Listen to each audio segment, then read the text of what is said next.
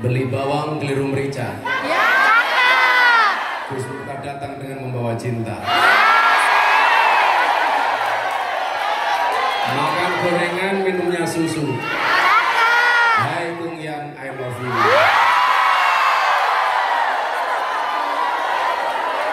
Love you too.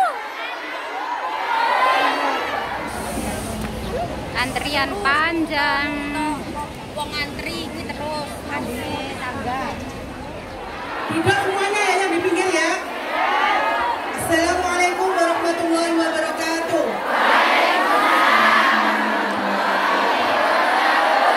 Bismillahirrahmanirrahim. Alhamdulillahirabbil alamin. Wassalatu wassalamu ala asrofil anbiya'i wal mursalin sayyidina Muhammad Muhammadin wa ala alihi wa sahbihi ajma'in. Alhamdulillah telah di depan kita kiai yang kita tunggu-tunggu nasihatnya, Ma. Nggih, mohon maaf ya Gus ya. Saya sebagai mewakili teman-teman MDZ Ilham dan juga panitia dan mewakili panitia buruh BMI yang ada di Hongkong. Mohon maaf yang sebesar-besarnya, masih hari raya minal aidin wal faidin, dan kami mengucapkan syukur alhamdulillah bahwa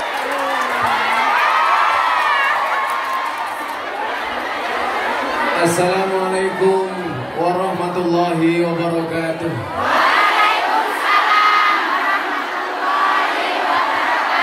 Alhamdulillahil qail. Bismillahirrahmanirrahim.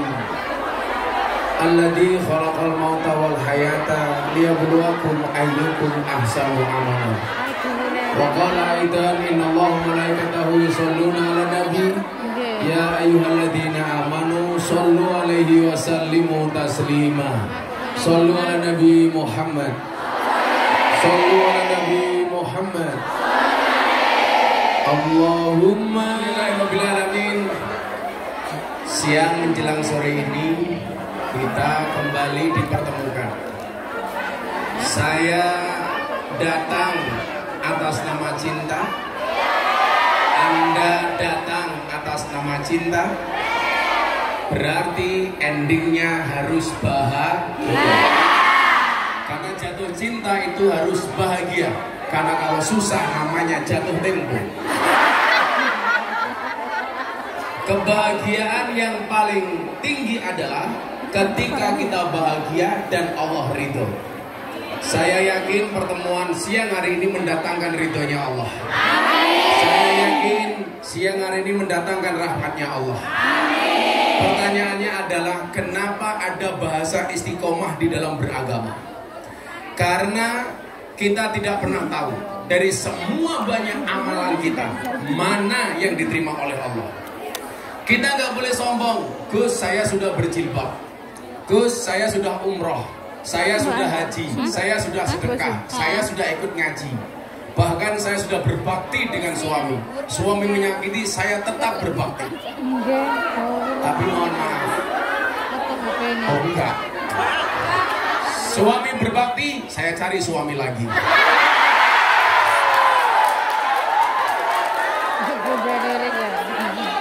Kenapa kita tidak bisa memilah dan memilih dan terus saja beribadah? Karena kita tidak pernah tahu amal mana yang mendatangkan ridhonya Allah. Bapak Ibu, orang masuk surga itu besok bukan karena banyaknya amal, tetapi karena rahmatnya Allah. Ada satu cerita, ada orang masuk surga ditanya sama malaikat. Ini semuanya besok pasti akan ditanya sama malaikat. Termasuk begitu kita masuk alam kubur, pasti ditanya sama malaikat Munkar Nakir. Minimal ditanya, man rabbuka? Jawaban, kamu nanya.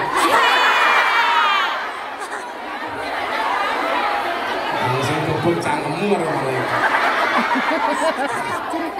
Ini ada orang masuk surga, ditanya sama malaikat, kamu masuk surga. Kamu masuk surga karena apa? Dijawab karena amalnya. Dijawab sama yang bersangkutan karena amalnya. Maka malaikat ini tidak percaya. Dia mengatakan, kamu jelas Tony Boster, waton muni do bosi banten. Becak tanpa pir, waton jeplak tanpa mikir. Gajah dibelangkoni, orang sedem. Akhirnya malaikat sowan kepada Allah.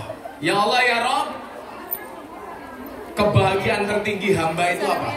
Dulu ada ustadz yang mengatakan kenikmatan tertinggi di surga itu adalah seks.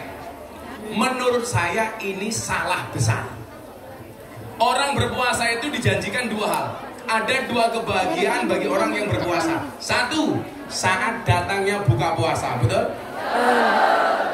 Bahagia saat datangnya buka puasa. Kemudian yang kedua apa? Dijanjikan besok di akhirat akan langsung ketemu dengan Tuhannya. Berarti apa? Puncak kenikmatan di surga itu bukan seks, tapi ketemu Gusti Allah. Kalau puncak kenikmatan surga itu seks, gak usah ke surga, cukup ke Salkem saja. Salah. Ternyata puncak kenikmatan tertinggi adalah besok ketemu dengan Allah. Zat Khalik yang selama ini kita sujud, yang selama ini kita ruku, yang selama ini kita berdoa, besok di akhirat kita akan ketemu langsung. Amin Allahumma. Amin. Tapi bagi mbak-mbak BMI ada 3 kebahagiaan bagi orang berpuasa. 1, buka puasa. 2, ketemu dengan Tuhannya. 3, mokel. Medot. Nah, akhirnya apa? Malaikat bertanya, ya Allah ya Rob, benar tidak hambamu yang namanya Nuris itu, kata Allah, dia masuk surga karena amalnya? Langsung dijawab oleh Allah, ngapusi. Nuris masuk surga bukan karena amalnya.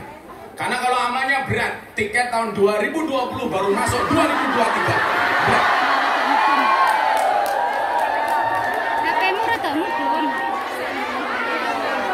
Tapi kan keren bayar utang. Buktinya Gus minta tetap datang. Jadi berarti saya diundang itu hanya untuk bayar utangnya Bu Nuris.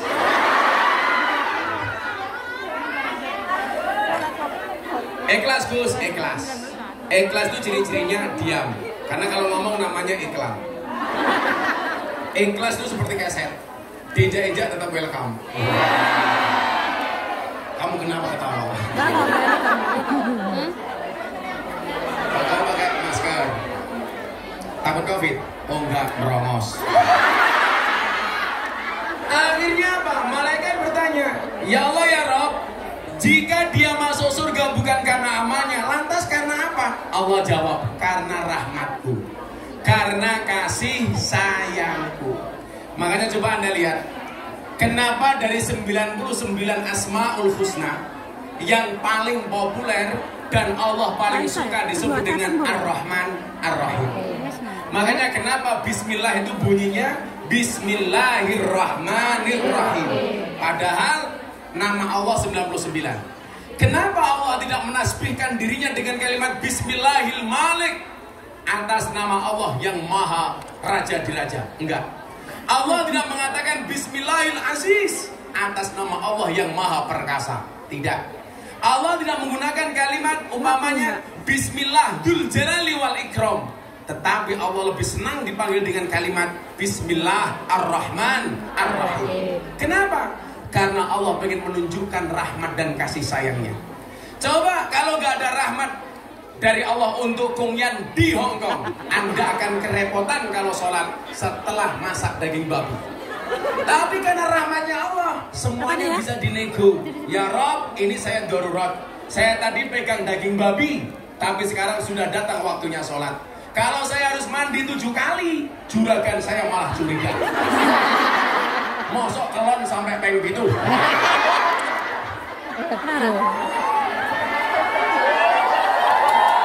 Maka di situ kemudian berlaku mekanisme Rahman dan Rahimnya Allah. Apa bentuknya? Karena dalam keadaan darurat tidak harus mandi sebanyak 7 kali. Karena mohon maaf tidak ada waktu dan pasti akan mendapatkan masalah dengan juragan. Mekanisme Allah berlaku Rahman Rahim. Di saat gak ada makanan sama sekali, yang ada tinggal daging babi, maka Rahman dan Rahimnya Allah berlaku. Apa? Boleh untuk makan daging babi karena gak ada makanan yang lainnya. Maka mohon maaf, bagi saya yang dosa besar itu bukan karena Anda darurat makan daging babi karena gak ada makanan yang lain. Tetapi yang paling besar dosanya adalah hati yang menyakiti. Betul Bu? Pertanyaannya, kamu menyakiti apa tersakiti? Tersakiti.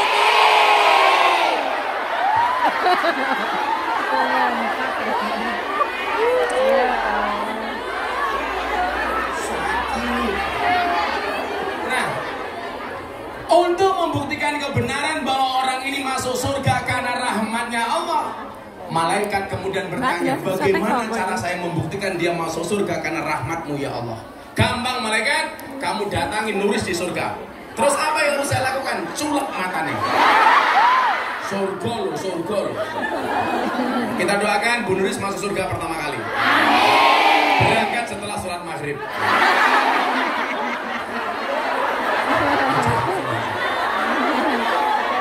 Yaudah, kita doakan Bu Nuris panjang umur. Orang sedunia mati, Nuris hidup sendiri. Akhirnya apa? Benar, ini cerita malaikat mendatangi surga kemudian kembali ketemu dengan Nuris. Hei Nuris, cangkemmu dobos. Kamu katanya masuk surga karena amal, ternyata karena rahmatnya Allah. Akhirnya apa yang dilakukan oleh malaikat? Diambil satu biji matanya Bu Nuris kemudian ditimbang. Begitu ditimbang ternyata, mohon maaf, amal ibadah dari satu biji matanya cuma 10%. 90% isinya maksiat. Nonton bokeh.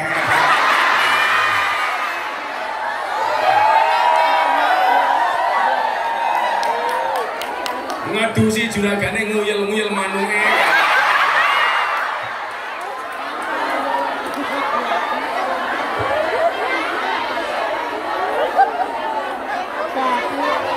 Malah diselendiki kayak pentil.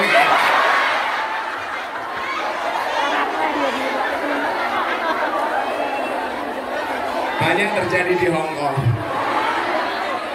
Nah, ini membuktikan apa? Bahwa kita itu masuk surga bukan karena banyaknya amal, tapi karena rahmatnya Allah. Cuman persoalannya adalah karena kita tidak tahu amal mana yang mendatangkan rahmatnya Allah. Disitulah kenapa kita tidak boleh berhenti beramal.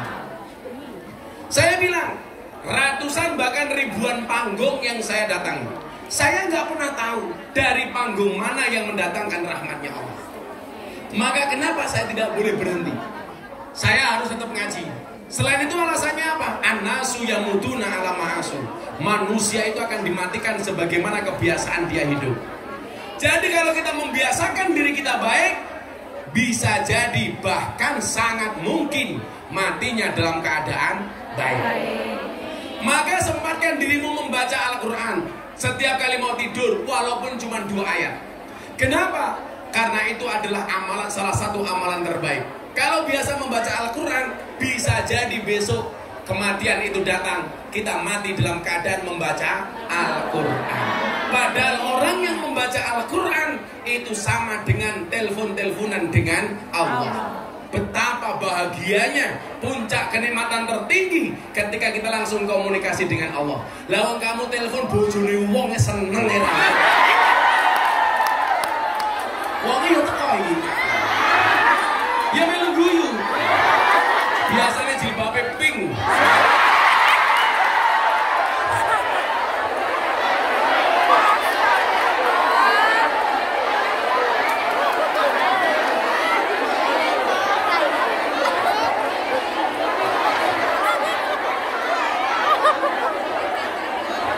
Bagaimana kalau kita teleponan langsung dengan Allah? Karena hakikatnya orang yang membaca Al-Quran itu takalum, itu sedang bercakap-cakap dengan Allah. Orang yang membaca sholawat, hakikatnya dia sedang bercakap-cakap dengan Nabi Muhammad. Maka apa? Jangan pernah berhenti untuk membaca Quran. Jangan pernah berhenti untuk bersolawat. Saya itu bersyukur, Bunda itu sehari minimal membaca sholawat lebih dari 15.000 kali tiap hari. Dulu ketika beliau dioperasi kanker, bahkan tasbihnya belum bisa dilepas dari jarinya. Kenapa? Ketika dioperasi, mulutnya tetap bergerak membaca sholawat. Kenapa? Karena kebiasaan dia membaca sholawat. Bojo saya itu mohon maaf, tak kelonnya sholawatan. Ayo bun kelon. Allah. Enak bun.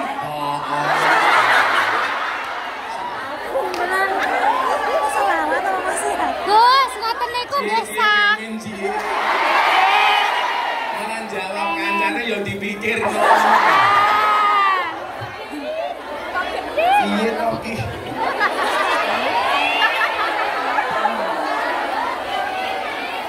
Artinya apa? Kita nggak boleh berhenti setiap kali ada pengajian, setiap kali ada kebaikan.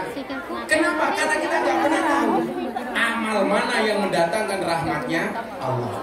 Cuman saya meyakini orang itu akan dimatikan sebagaimana kebiasaan hidup. Saya punya teman Ainur Rafiq Lil Firdaus, kita kenal dengan nama Mas Opik Tombo Ati. Ibunya ini seorang hafidhatul Quran, penghafal Al-Quran. Tiap hari darus. Satu saat bertanya, apakah kalau saya biasa membaca Al-Quran, saya mati dalam keadaan membaca Al-Quran? Saya jawab iya. Dan Anda tahu, ibunya Mas Opik meninggal dalam keadaan membaca Al-Quran. Saya di Tuban punya teman kiai. Nah, mohon maaf, di Lamongan, namanya Kiai Imam Sairozi. Beliau setiap hari pekerjaannya ngaji kayak saya, ngalor ngidul ngetan ngulor. Beliau meninggal dalam keadaan berangkat pengajian. Makanya kenapa saya di mana-mana ngaji, saya pengen mati dalam keadaan pengajian. Saya mau tahu saya ke Hongkong, Israel datang. Langsung diumumkan di masjid, Inna lillahi wa inna ilaihi raji'un. Telah meninggal dunia dengan orang saudari Nuris.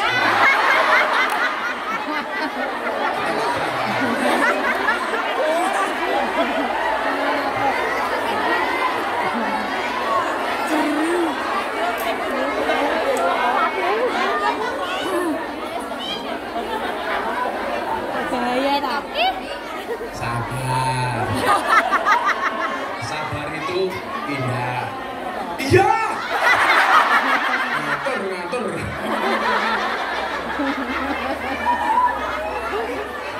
Malah bisik-bisik. Dia itu bisik-bisik bukan menyampaikan pesan ke aku, tapi ingin dekat dengan aku. Sorry ya Bu, saya sama Bu Nuris itu seperti Indomaret dan Alfamart. Maksudnya apa? Berdekatan sih tapi gak pernah jadian. Kan Nuris sudah tua. Aku bisa mati duluan. Aku bisa keracunan. Susu kadaluarsa. Ngawur. Itu bukan kadaluarsa. Susu fragmentasi. Malah kayak Yakult.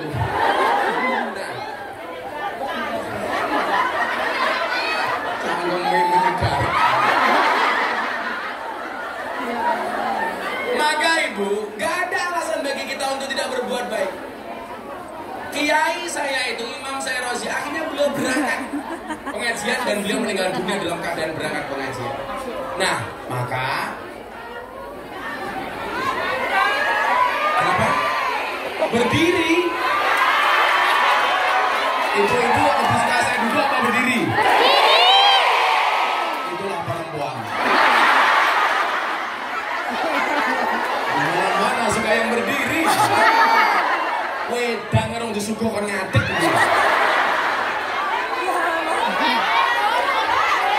Oke, setelah minum saya berdiri. Minumnya OT. Oke, tunggu aja. Panas. Wedangnya telat. Ini yang mau masuk Islam 2 orang ini. Nah, nanti ya. Oke, saya minum dulu baru berdiri.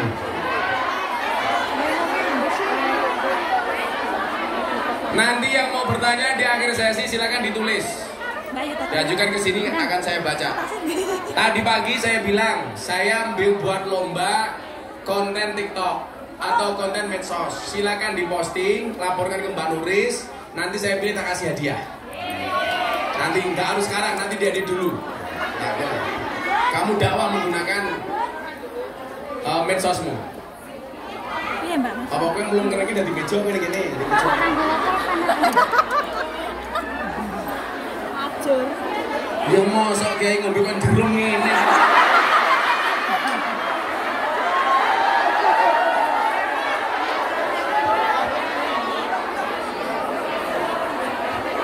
Apa ndasmu ning kene kene?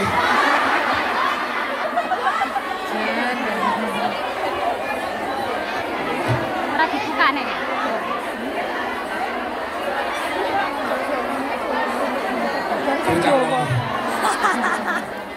Oke, saya duduk. Wani biro. Wani ora bayar. Sopo. Iyalah.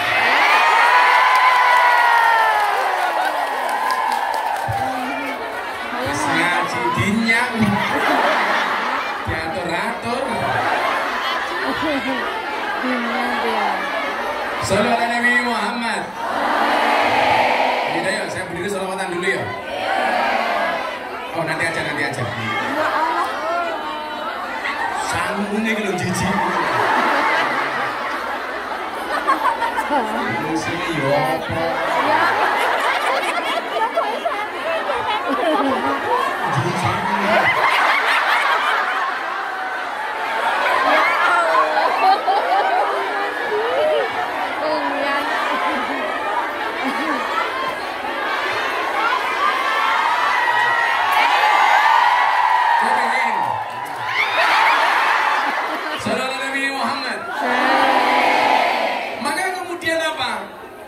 Menjadi hamba terbaik itu sebuah keharusan.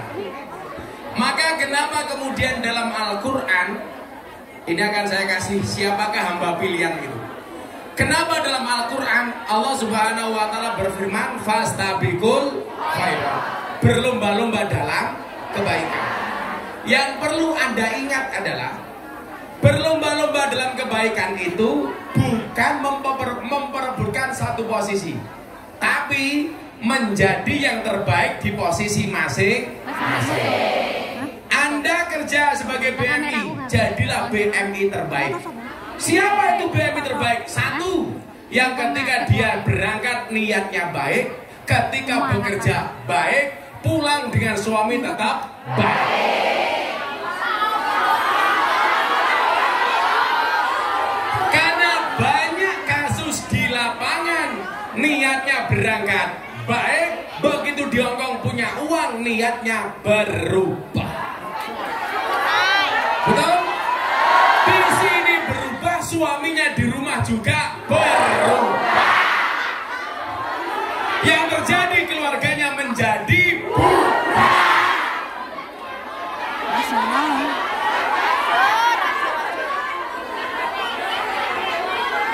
Langsung nyanyi rungkat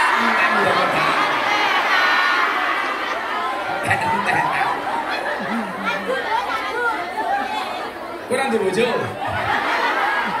malah takon sing ra duwe bojo piye.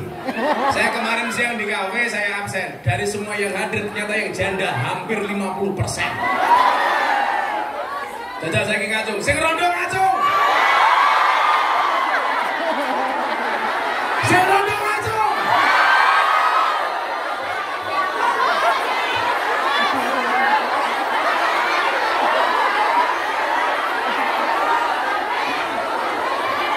Wahai para janda, ingatlah, bisa jadi cinta pertamamu meninggalkan luka, tapi yakinlah cinta keduamu insya Allah menghadirkan surga.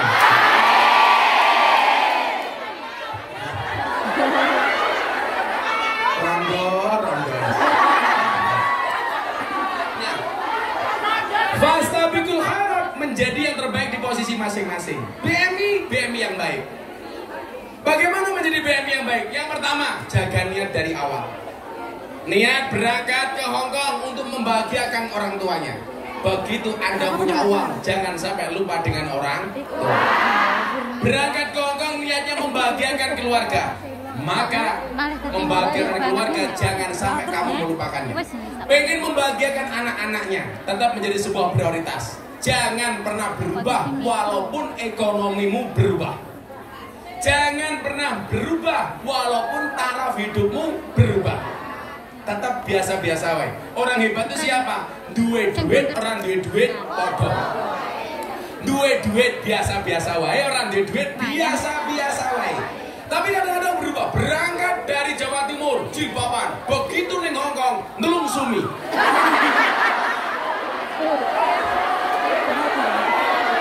Copot kabeh. Gaya apa? Meniru anak-anak yang ada di Hongkong.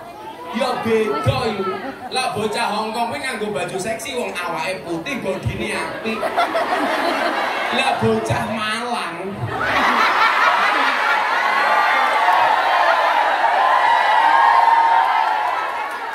melu-melu fashionnya kaya bocah Hongkong, pakai you can see, padahal tunggake meletek. Kakinya belang-belang, ora pantes.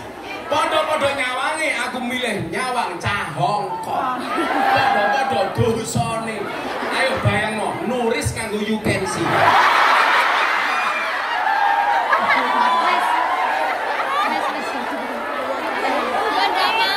Bentuknya kaya ngopo. Tapi saya yakin Bu Nuris kalau nyemplung kolam pasti tidak tenggelam. Kenapa? Karena perutnya kayak pelampung.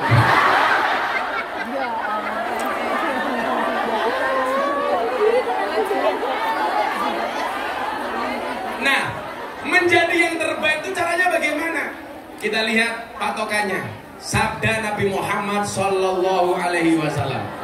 Mudah-mudahan kehadiran kita hari ini menjadi kebahagiaan bagi Kanjeng Nabi. Amin. Terutama saya mau kasih semangat untuk teman-teman panitia pengajian. Ini panitia ini. Jadi seragam kita sama sih. Aku jadi malu. Ya podo ngopo ini. Janjian matamu.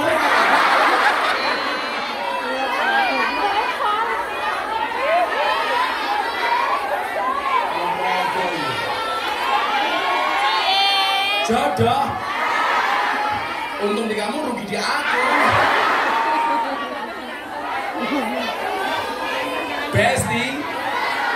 Besti murah dinyang. Nah, saya mau kasih sebelum saya lanjutkan yang terbaik untuk panitia. Saya mau cerita Habib Mundir Al-Musawwa almarhum. Beliau orang yang sangat dekat dengan Rasulullah. Bahkan kematian beliau sudah prediksikan karena langsung mendapatkan kabar dari Rasulullah. Ketika Habib Mundir kangen dengan Kanjeng Nabi datang dalam mimpinya kemudian mengatakan kepada Habib Mundir, "Mundir, kamu akan bersamaku sebelum usia 40 tahun." Dan benar, Habib Mundir meninggal di usia sebelum 40 tahun. Yang mau saya ceritakan bukan itu, ibu-ibu. Satu ketika Habib Mundir membuat majelis sholawat terbesar di Indonesia, di Monas, yang datang 100.000 orang lebih. Namanya Majelis Rasulullah. Malam harinya beliau sangat puas lega dengan majelis sholawat yang beliau buat. Sehingga beliau batin, ini pasti Kanjeng Nabi sangat bahagia dengan acara hari ini. Malamnya Habib Mundir mimpi. Mimpi apa? Ketemu dengan Kanjeng Nabi. Ingat? Kalau Anda mimpi ketemu Kanjeng Nabi, bahkan hanya lihat punggungnya tok, yakin itu Kanjeng Nabi. Kenapa? Karena Kanjeng Nabi tidak bisa diserupai oleh setan. Tapi kalau Anda mimpi ketemu dengan Bu Nuris, bisa jadi itu Mak Lampir. Bisa jadi. Tapi kalau Anda mimpi ketemu Mak Lampir, bisa jadi itu Bu Nuris.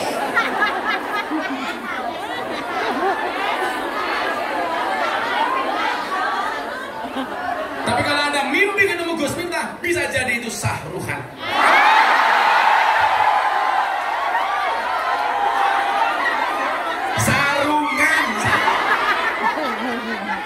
Sarungan. Ini korokan matamu, korokan.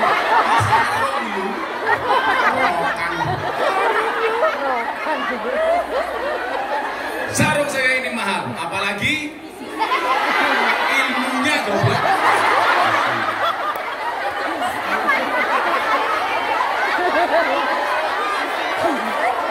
Isinya.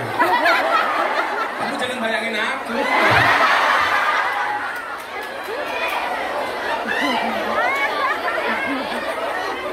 Akhirnya apa? Di dalam mimpi itu Nabi Muhammad kelihatan sangat bahagia. Maka kemudian Nabi Mundir bertanya kepada Nabi, "Wahai Nabi, saya doakan semua yang hadir mudah-mudahan dikasih mudah untuk mimpi ketemu dengan Kanjeng Nabi." Caranya gampang, istiqomahkan sholawat minimal deh 1000. Sallallahu ala Muhammad, sallallahu ala Muhammad, sallallahu ala Muhammad. Nggak sampai 5 menit kamu nyapu sambil sallallahu ala Muhammad boleh. Pertanyaannya bukan masalah bisa apa nggak bisa, tapi mau apa nggak mau. Saya yakin kita semuanya mampu. Kemudian apa? Habib Mundir bertanya, Rasul, apa yang paling membuatmu bahagia? Apa jawaban Nabi Muhammad? Saya bahagia. Sampaikan salamku. Habib Mundir batin, ini pasti Kanjeng Nabi bahagia dengan saya. Ternyata apa? Nabi Muhammad jawab, wahai Mundir, sampaikan salamku kepada mereka yang pasang umbul-umbul. Wahai Mundir, sampaikan salamku kepada mereka yang pasang tenda, kepada semua orang yang terlibat dengan acara itu. Begitu bangun, Habib Mundir langsung batin, tahu seperti itu yang masang umbul-umbul aku sendiri. Artinya apa? Itu hebatnya panitia pengajian. Saya yakin panitia pengajian ini akan dibanggakan oleh Rasulullah. Amin. Rumana.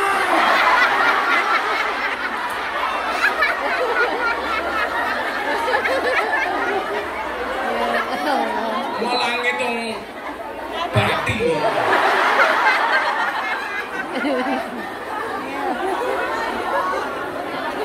Foto kalah sopir. Coba kita lihat bagaimana kemudian Allah mengatakan orang-orang yang terlibat di pengajian itu istimewa. Anda baca satu ayat dalam surat Yasin. Waja'a min aqsal madinati rajulun yas'a. Qala ya qaumi tabi'ul mursalin. Ini artinya apa, Mbak? Ini sangat indah. Waja'a min aqsal madinah. Telah datang dari sudut kota rajulun, seorang laki-laki. Siapa nama laki-laki tersebut? Habib Suro An-Najjar. Habib bin Suro An-Najjar. Profesinya apa? Tukang tebang kayu. Tapi begitu dia meninggal dunia, malaikat menangis. Alam langit semuanya gemuruh. Mereka bersedih, penduduk langit bersedih. Keistimewaannya apa? Padahal Habib bin Suro An-Najjar ini bukan kiai, bukan dai, bukan ustadz, bukan wali, bukan nabi. Tetapi kematian yang membuat alam langit bergemuruh. Malaikat menangis, penduduk langit menangis. Alasannya apa? Karena Habib bin Suro An-Najjar sering ajak-ajak orang untuk mengikuti pengajian. Qala ya qaumi tabi'ul mursalin. Itu ada nabi, ayo kita ikut ngaji. Itu ada wali, ayo kita ikut ngaji. Ternyata apa? Kematian yang membuat alam langit bergetar. Artinya apa? Besok lagi kalau ada pengajian, kamu share di medsosmu, posisimu insya Allah sama dengan Habib Suro An-Najjar. Amin. Begitu indahnya. Makanya walaupun kebaikan-kebaikan itu bisa kita lakukan kapanpun, dimanapun, bahkan dengan cara apapun. Bahkan dengan menggunakan HP-mu masing-masing. Makanya kenapa saya dipancing, ayo kamu bikin konten TikTok yang bagus. Kamu share. Itu bagian dari dakwahmu, bagian dari kebaikan-kebaikanmu. Itulah yang terbaik. Maka Nabi Muhammad kemudian bersabda apa? Ahabbul a'mali ahabbun nasi ilallahi anfa'uhum linnas. Manusia yang paling dicintai oleh Allah adalah manusia yang paling banyak manfaat bagi kemanusiaan. Maka kamu lihat kan, apapun yang kamu miliki harus ada nilai manfaatnya. Kamu punya HP, harus ada nilai manfaatnya. Download kajian-kajian, download aplikasi Al-Quran. Kemarin ada yang tanya, Gus, kalau saya punya HP, ada aplikasi Al-Quran, boleh nggak dibawa masuk ke WC? Jawabannya, boleh. Tapi ketika di WC, jangan dibuka aplikasinya. Yang dibuka apa? Maria Ozawa.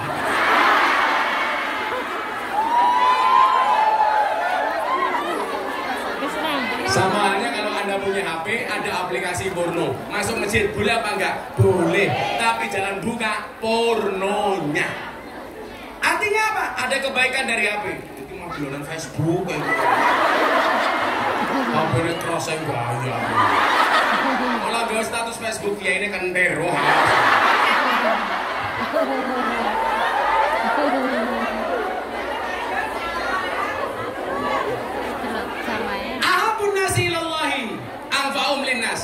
Yang kita miliki semuanya ini harus memberi nilai manfaat. Itulah orang yang paling dicintai oleh Allah. Kemudian dilanjutkan lagi, wa ahabbul a'mali ilallahi sururun tudkhilu ala muslim taksifu anhu kurbatan. Kalau manusia yang paling dicintai oleh Allah, yang paling banyak manfaatnya, amal apa yang paling dicintai oleh Allah? Amal yang paling dicintai oleh Allah itu adalah sururun, ketika kebahagiaan, tudkhiluhu ala muslim, yang kamu berikan kepada orang Islam yang lainnya, taksifu anhu kurmatan, maka orang-orang itu kemudian lepas dari segala kesedihannya. Itu adalah amal yang paling dicintai oleh Allah. Kalau Bu Nuris dan panitia hari ini membuat pengajian, kok yang datang ini bahagia, termasuk kategori ini, sururun tudkhiluhu ala muslim, memberikan kebahagiaan bagi orang Islam, sehingga apa? Orang-orang Islam tersebut hilang kesedihannya. Buktinya apa?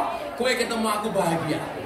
Berarti apa? Tudkhiluhu ala muslim, memberikan kebahagiaan kepada muslim lainnya. Apa yang bisa kita berikan? 3 hal. Maka adalah ilmun, yang punya ilmu, bahagiakanlah orang lain biilmihi, falyatasoddaq biilmihi, sedekahlah dengan ilmunya. Mula. Wa man kana lahu malun, kamu nggak punya ilmu, punyanya harta. 1 bulan gajinya 50 juta. Amin. Sekalian jual kulkas juragannya.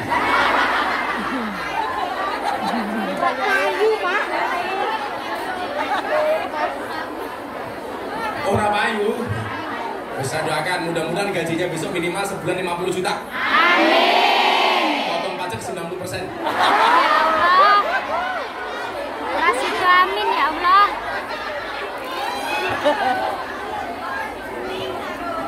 Jangan minta kaya tapi mintalah cukup. Jangan minta senang, minta tenang. Karena banyak orang senang-senang hatinya tidak tenang.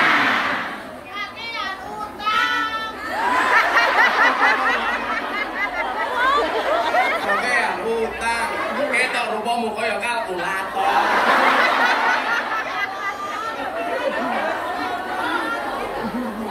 Nah, menjadi yang terbaik, punyanya harta, punyanya gaji, punyanya uang, falyatasoddaq bimalihi, membahagiakan orang lain dengan menyedekahkan hartanya.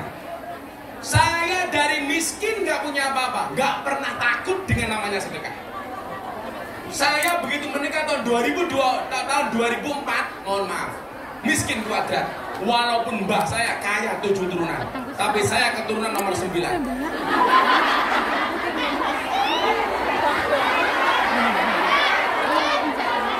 Ada yang dari Jawa Timur, ada yang dari Ponorogo. Saya keturunan ke-9 dari Mbah Muhammad Besari Ponorogo. Miftah Maulana Habibur Rahman, punya Bapak Kiai Muradi, punya Bapak Kiai Muhammad Boriran, Muhammad Usman Jalal Iman Kajonawi, Madarun Kiai Ilyas Muhammad Besari. Di atasnya Mbah Anum Besari, di atasnya Mbah Abdullah Mursuk, Mbah Abdullah Mursad, di atasnya Raden Demang, di atasnya Pangeran Demang, di atasnya Panembahan Praworo, di atasnya Susunan Wirasmoro, di atasnya Sultan Trenggono, di atasnya Raden Patah, di atasnya Prabu Brawijaya.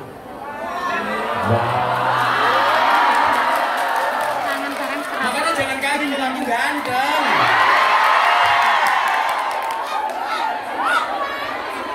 Cuaks. Selebel.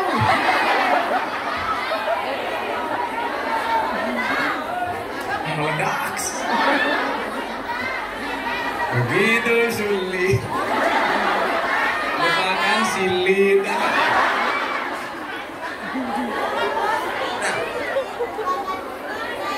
Waktu saya miskin, kiai saya bilang begini sama saya. Hei, gue pengen sugih. Oke. Ojo ngitung, ojo pitung, ojo hitungan. Sok bakal gue ra iso ngitung dalam bahasa Jawa. Saya waktu itu mikir, sing tak hitung ki apa duit teran duit. Saya begitu dulu buka dompet, rasanya ya Allah kayak ngiris berambang. Nangis. Makanya hari ini Anda yang punya banyak utang, punya masalah, silakan datang ke pondok saya. Ngapain? Ayo nangis bareng.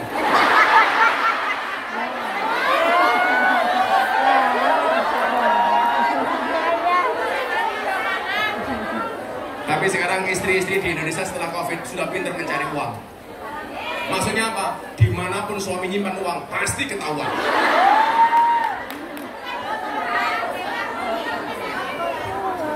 Coba ingat teorinya. Ojo ngitung, ojo pitung, ojo hitungan. Sok bakale kowe ra iso ngitung. Dan ternyata itu saya praktekkan. Saya punya uang 50.000, mau sowan guru saya di Pekalongan, Maulana Habib Lutfi bin Yahya Pekalongan. Saya besok tanggal 4 pengajian di sana. Waktu itu istri saya mau beli susu. Anak saya usia setahun, banter-banterin nyusu. Saya bilang sama istri saya, Beb,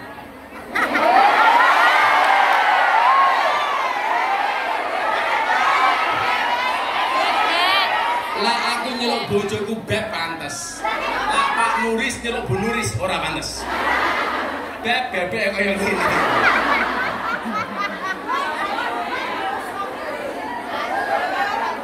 Istri saya jawab, iya saya. Syaitanir rajim. Saya bilang, punya uang nggak? Ada bah, masih 50.000. Boleh nggak saya minta uang gitu? Loh, untuk apa bah? Saya mau sowan Abah Lutfi, masa nggak ada salam tempel? Saya malu masa sowan kiai besar, habib besar, saya nggak ada salam tempel. Nanti susu anak gimana bah? Santai saja. Yakin bahwa keberkahan itu ada. Akhirnya saya bawa uang 50.000. Saya ke Pekalongan. Dari saya miskin, Habib Lutfi itu panggil saya juragan. Dari saya nggak punya apa-apa. Jadi kalau saya sowan, juragane teko. Makanya coba, Anda itu kalau ketemu teman, tolong yang keluar kalimat baik, doa yang baik. Karena doaul mar'i li akhihi ka doaihi li nafsihi. Doa seseorang kepada teman yang lain itu seperti mendoakan dirinya sendiri.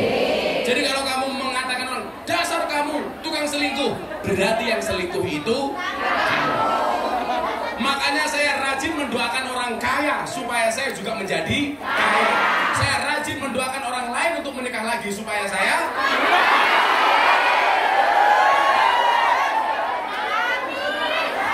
Sorry, saya tipe suami yang setia. Lelaki yang hebat bukan lelaki yang mencintai banyak wanita, tetapi mencintai satu wanita dengan banyak cara. Kenapa saya ngomong seperti itu? Karena direkam banyak kamera.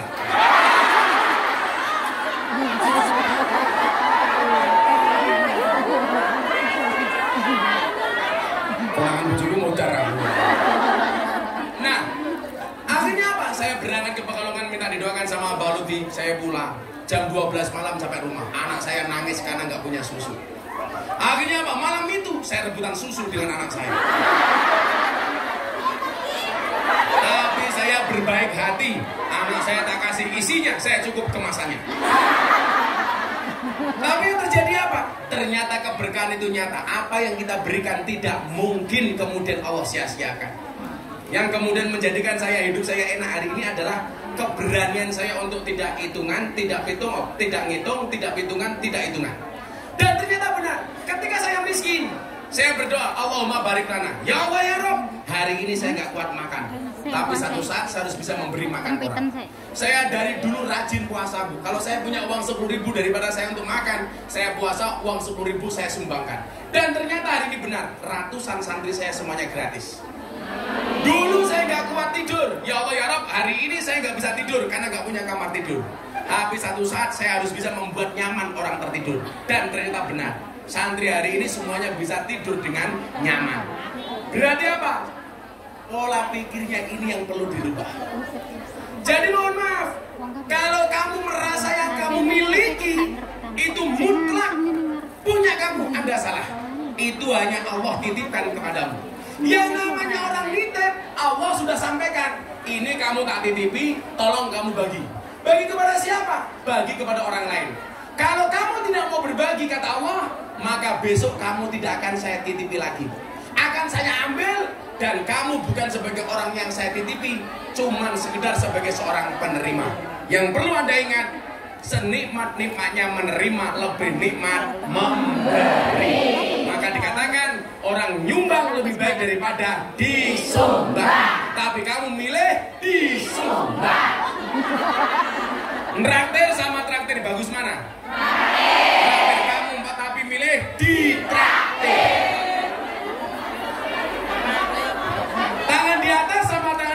bagus mana? Di atas. Kamu pilih di atas apa di bawah? Di atas.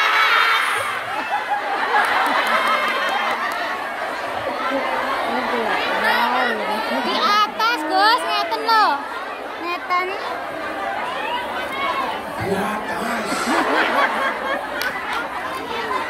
Ngeten. Kalau ada kotak jalan, ada dompetmu $1 sama $100. Yang kamu masukkan $1 sama $100. Katanya di atas.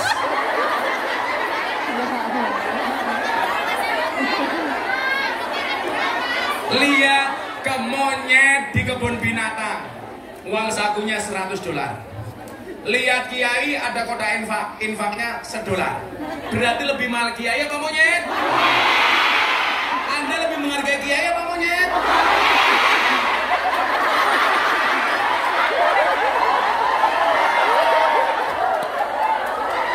Aku erosi.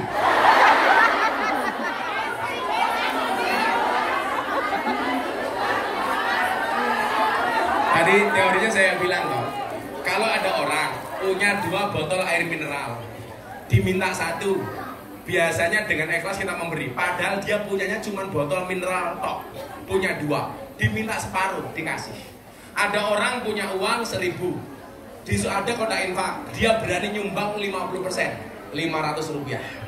Tapi lucunya begitu pendapatan kita bertambah, punya uang 10 juta, diminta 10%, 50%-nya, biasanya dikasih enggak.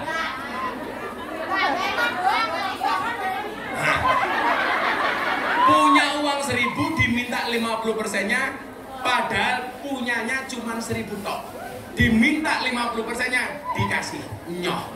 Begitu Allah tingkatkan pendapatannya, punya 10 juta, diminta 50%, enggak dikasih.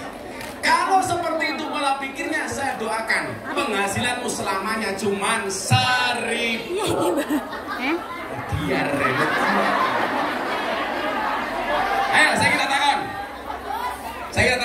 Kalau ada nanti kotak infak punya $100 sama $1, yang dimasukkan 1 apa 100? Kalian 100. Kalau sampai nanti ada kotak infaknya belum saya tak juga ke cangkeme udunan.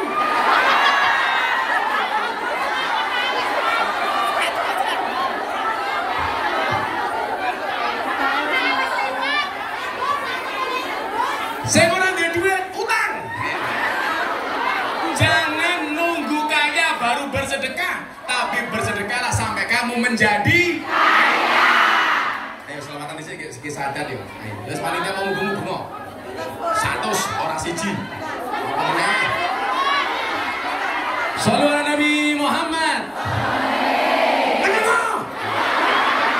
Minta sholawat apa? Coba tingkir ngombe dawet, ratau tingkir anda semua. Coba tingkir makan rambutan, orang tahu tingkir mendino mikir kungyan dia. Selamatan nih Jawa Tingkir ya. Saya kemarin diprotes gara-gara selawat Jawa Tingkir. Yang nyanyi ini kan bocah saya si Percil. Bah gimana bah, boleh nggak selawat Jawa Tingkir? Boleh, saya bilang. Tapi katanya penghinaannya di mana? Lah itu Jawa Tingkir ngombe dawet, loh boleh. Karena zaman Jawa Tingkir adanya cuma degan kopi sama dawet. Ya nggak boleh itu kalau Jawa Tingkir ngombe boba. Zaman Jawa Tingkir belum ada boba. Terus mulai coba. Saking wae $100 yo ramong siji udunen. Salatu